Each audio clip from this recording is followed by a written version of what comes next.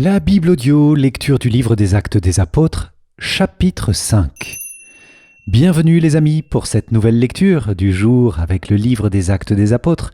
Aujourd'hui dans ce chapitre, nous allons voir que les apôtres sont à nouveau questionnés par le Sanhédrin et ils vont s'affirmer fermement contre le Sanhédrin. Il vaut mieux obéir à Dieu plutôt qu'aux hommes.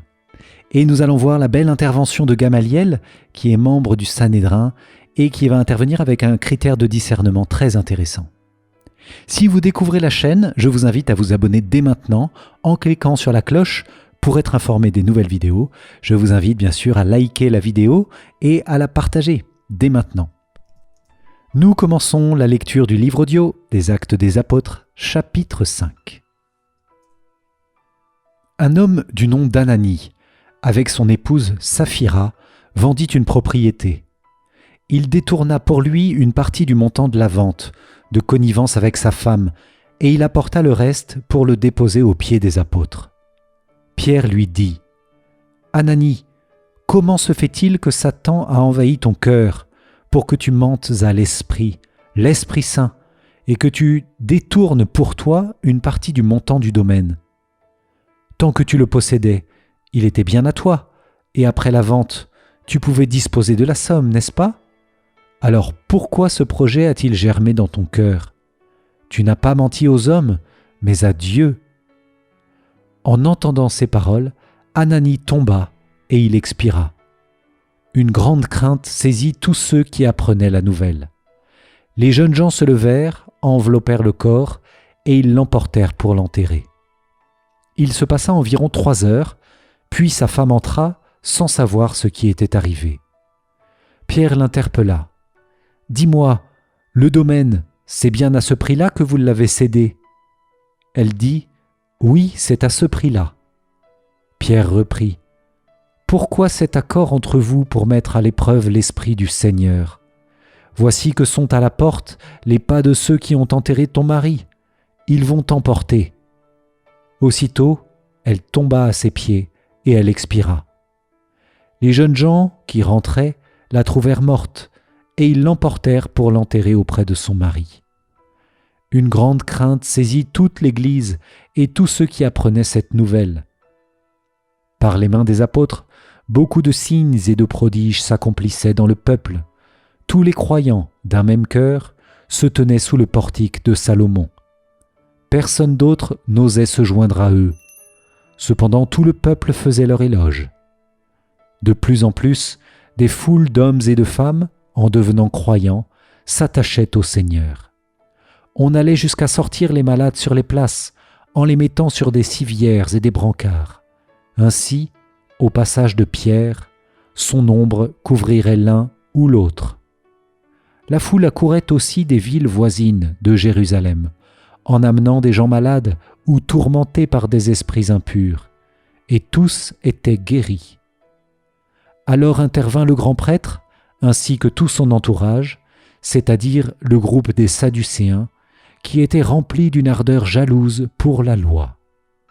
Ils mirent la main sur les apôtres et les placèrent publiquement sous bonne garde. Mais pendant la nuit, l'ange du Seigneur ouvrit les portes de la prison et les fit sortir. Il leur dit : « Partez, tenez-vous dans le temple, et là, dites au peuple toutes ces paroles de vie. » Ils l'écoutèrent. Dès l'aurore, ils entrèrent dans le temple, et là ils enseignaient. Alors arriva le grand prêtre, ainsi que son entourage. Ils convoquèrent le conseil suprême, toute l'assemblée des anciens d'Israël, et ils envoyèrent chercher les apôtres dans leur cachot. En arrivant, les gardes ne les trouvèrent pas à la prison. Ils revinrent donc annoncer : « Nous avons trouvé le cachot parfaitement verrouillé, et les gardes en faction devant les portes. Mais quand nous avons ouvert, nous n'avons trouvé personne à l'intérieur. » Ayant entendu ce rapport, le commandant du temple et les grands prêtres, tout perplexes, se demandaient ce qu'il adviendrait de cette affaire. Là-dessus, quelqu'un vient leur annoncer : « Les hommes que vous aviez mis en prison, voilà qu'ils se tiennent dans le temple et enseignent le peuple. » Alors le commandant partit avec son escorte pour les ramener, mais sans violence, parce qu'ils avaient peur d'être lapidés par le peuple. Ayant amené les apôtres, ils les présentèrent au Conseil suprême, et le grand prêtre les interrogea. « Nous vous avions formellement interdit d'enseigner au nom de celui-là, et voilà que vous remplissez Jérusalem de votre enseignement.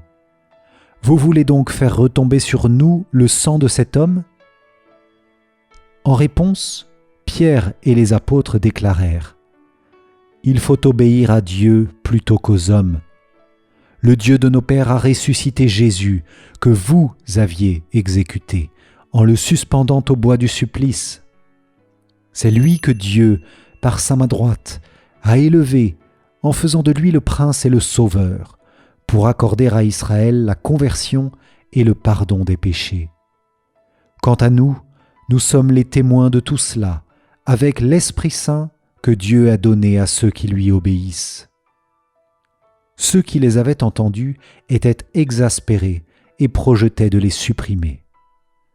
Alors, dans le Conseil suprême, intervint un pharisien nommé Gamaliel, docteur de la loi, qui était honoré par tout le peuple. Il ordonna de les faire sortir un instant, puis il dit : « Vous, Israélites, prenez garde à ce que vous allez faire à ces gens-là. Il y a un certain temps se leva Teudas, qui prétendait être quelqu'un, et à qui se rallièrent 400 hommes environ. Il a été supprimé, et tous ses partisans ont été mis en déroute et réduits à rien. Après lui, à l'époque du recensement, se leva Judas, le Galiléen, qui a entraîné beaucoup de monde derrière lui. Il a péri lui aussi, et tous ses partisans ont été dispersés. Eh bien, dans la circonstance présente, je vous le dis, ne vous occupez plus de ces gens-là, laissez-les. En effet, si leur résolution ou leur entreprise vient des hommes, elle tombera. Mais si elle vient de Dieu, vous ne pourrez pas les faire tomber. Ne risquez donc pas de vous trouver en guerre contre Dieu. » Les membres du conseil se laissèrent convaincre. Ils rappelèrent alors les apôtres, et après les avoir fait fouetter, ils leur interdirent de parler au nom de Jésus, puis ils les relâchèrent. Quant à eux, quittant le Conseil suprême, ils repartaient tout joyeux d'avoir été jugés dignes de subir des humiliations pour le nom de Jésus. Tous les jours, au temple et dans leur maison, sans cesse, ils enseignaient et annonçaient la bonne nouvelle. Le Christ, c'est Jésus. Acclamons la parole de Dieu. Louange à toi, Seigneur Jésus. Merci, chers amis, d'avoir suivi cette vidéo et cette lecture audio du livre des Actes des Apôtres, chapitre 5. Si vous n'êtes pas encore abonné à la chaîne, je vous invite à le faire dès maintenant. Cliquez sur le bouton s'abonner juste en dessous de la vidéo. Et si vous avez apprécié, likez la vidéo et partagez-la à vos amis. Si vous ne l'avez pas encore fait, téléchargez ma formation offerte. Il s'agit d'un livre numérique pour vous aider à avoir une vision d'ensemble du plan et du dessein de Dieu dans la Bible. Pour cela, je vous donne dans ce livre numérique les 10 textes essentiels de la Bible avec une courte explication. Je vous dis à demain pour le prochain chapitre. D'ici là, soyez bénis et que Dieu vous garde.